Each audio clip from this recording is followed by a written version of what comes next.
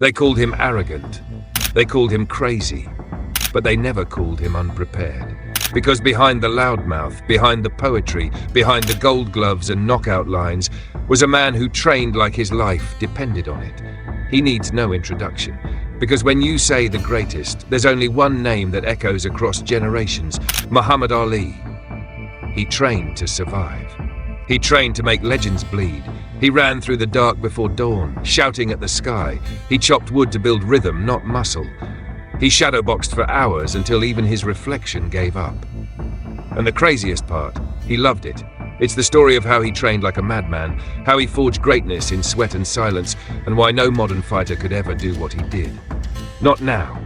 Not ever. Welcome to Back to Boxing. Before the medals, before the madness, before the world called him the greatest, there was just a stolen bicycle and a boy who wanted to fight.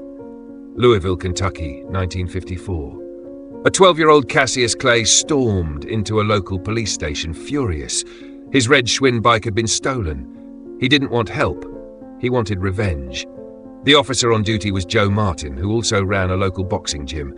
He looked at the kid and said, "Before you fight somebody, you better learn how." Clay showed up to the Columbia gym the next day and never stopped.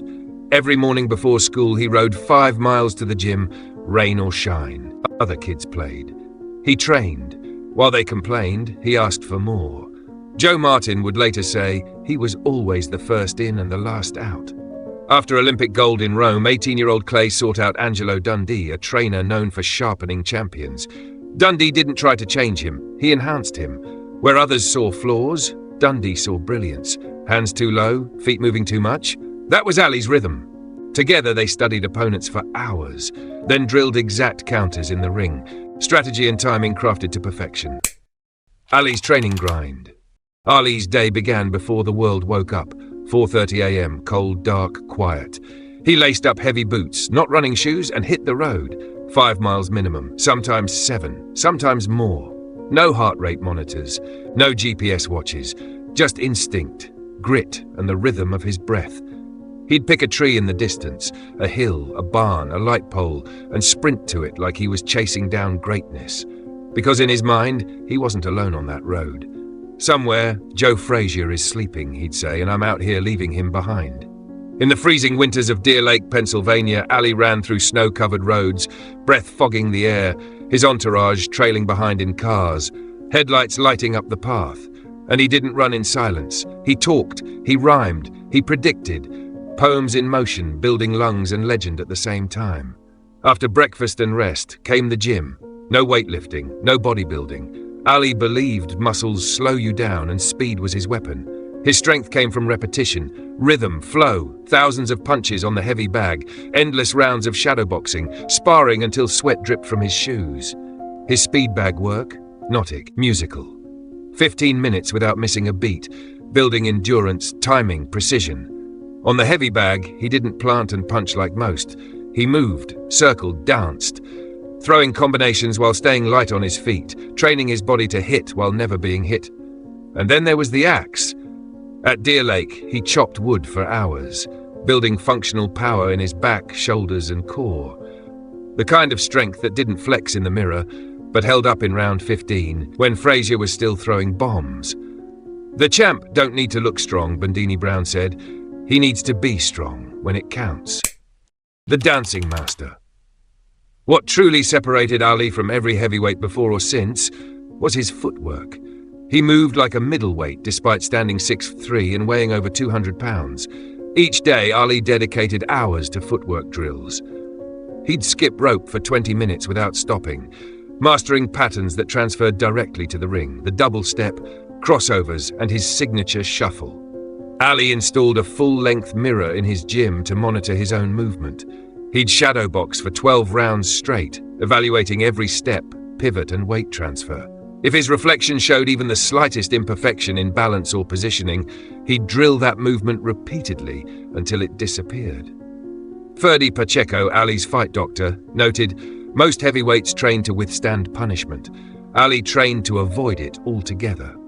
The Ali shuffle, that lightning-fast dance of feet that mesmerized opponents, wasn't just showmanship. It was tactically designed to confuse opponents' timing and create openings for combinations. Ali would practice the move hundreds of times daily until it became second nature. Ali often trained in boots heavier than his boxing shoes.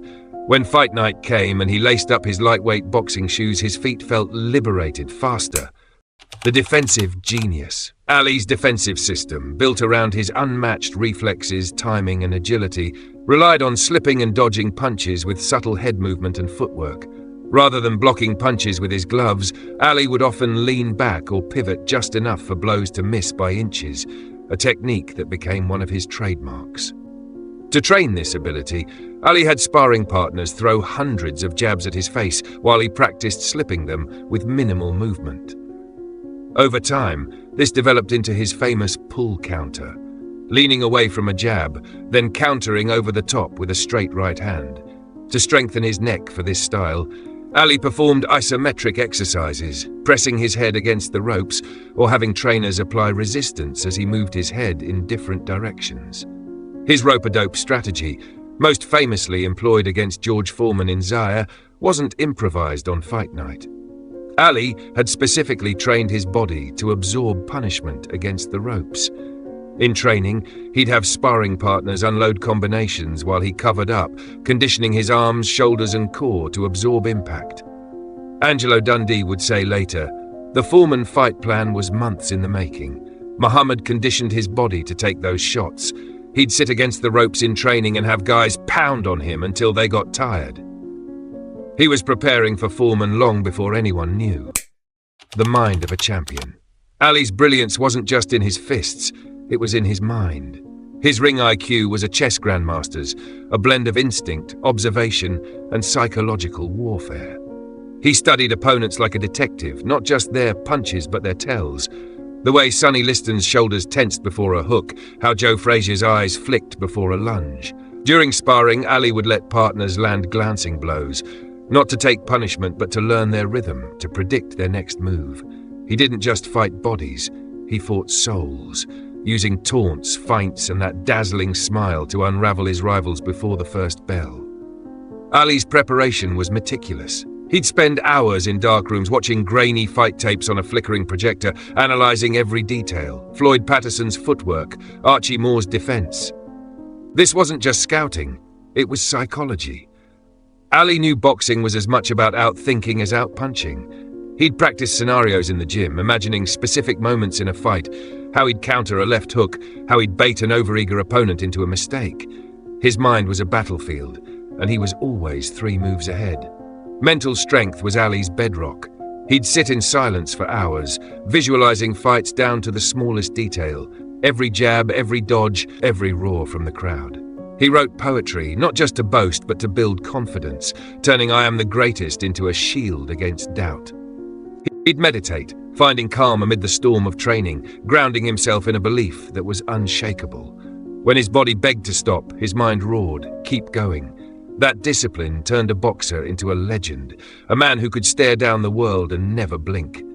Today's fighters lean on teams, coaches, analysts, even neuroscientists to sharpen their mental game. Ali had Angelo Dundee, a few trusted voices, and his own iron will. Modern training is collaborative, with apps to track focus and psychologists to manage stress. Ali's mental preparation was solitary, fueled by an inner fire that no app could measure. The sports culture has shifted, less room for the lone genius, more for the system. Ali's psychological warfare, his ability to outthink opponents through sheer intuition, was a product of a grittier era. Replicating that in today's structured, data-driven world feels like chasing a phantom. The Exile Years. In 1967, when Ali refused military induction during the Vietnam War, he was stripped of his heavyweight title and banned from boxing during what should have been his prime years, from age 25 to almost 29. These exile years revealed the true depth of Ali's discipline. Without a fight on the horizon, without a paycheck coming, he continued to train. While traveling the country, giving speeches at colleges, Ali maintained a modified training regimen. He would run before dawn in unfamiliar cities, shadowbox in hotel rooms, and do calisthenics to maintain his conditioning. His former sparring partner, Eddie Bossman Jones, recalled, "Even without boxing, he stayed in shape." Not fight shape, but better condition than most active fighters. His discipline never wavered. When Ali finally returned to boxing in 1970 against Jerry Quarry, many expected ring rust from the layoff. Instead, they saw a more mature, tactically sound fighter who had used his exile to study the sport intellectually, watching fights and developing strategies he couldn't yet implement. The comeback training. For the 1974 Rumble in the Jungle against George Foreman, Ali faced a seemingly insurmountable challenge. At 32, he was the underdog against a younger, stronger champion who had demolished Joe Frazier and Ken Norton, men who had beaten Ali. Ali's training for Foreman was revolutionary. He hired a team of sparring partners specifically chosen to mimic Foreman's style, big, strong punchers who would push forward relentlessly. But the most innovative aspect was Ali's punch absorption training. For weeks, he conditioned his body to take punishment by having partners throw hundreds of body punches against the ropes. He wasn't just preparing technically, he was physically hardening himself for the strategy that would shock the world. Ali also trained in Zaire for months before the fight, acclimating to the heat and humidity, running through the African countryside before dawn, building relationships with locals who became his psychological advantage on fight night. The thriller in Manila against Joe Frazier in 1975 demanded different preparation. Now 33, Ali focused on extreme endurance. He expanded his roadwork to 7 to 8 miles daily in the Philippine heat, often running in the hottest part of the day to condition himself for the tropical climate of the fight venue. Ali's sparring for Manila was brutal, over 200 rounds by some accounts. He specifically practiced fighting in the center of the ring, recognizing that against Frazier's relentless pressure, he needed to establish control of the geography of the fight. Knowing the fight would test his will as much as his skills, Ali incorporated psychological visualization daily, mentally rehearsing persevering through exhaustion and pain. The lost arts. Today's elite boxers train differently than Ali did. Modern sports science has optimized recovery, nutrition, and performance metrics in ways unavailable in Ali's era. Today's fighters benefit from advanced analytics, biomechanical analysis, and periodized training schedules. Yet something has been lost in this optimization. Ali's training had a raw quality missing from today's sanitized training camps. He didn't have heart rate monitors or punch output trackers. He measured effort through sweat and exhaustion.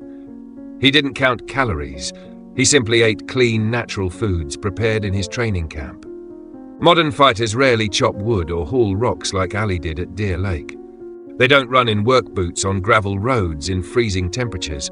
Their training, while more scientifically sound, lacks the character-building discomfort Ali embraced daily. The modern boxer's workload would shock Ali. Today's elite fighters train intensely but briefly, rarely more than 3 to 4 hours daily, with careful attention to recovery.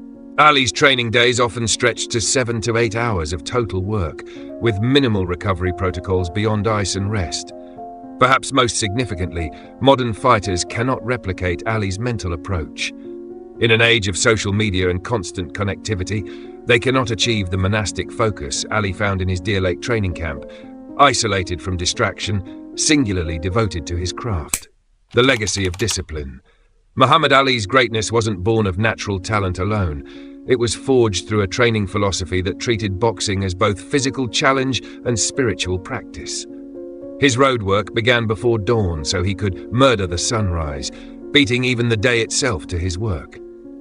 His thousands of rounds of shadowboxing perfected movements that seemed improvisational but were actually deeply rehearsed. His rope skipping built the dancing feat that would become his signature. His sparring developed the reflexes that let him lean away from punches by millimeters.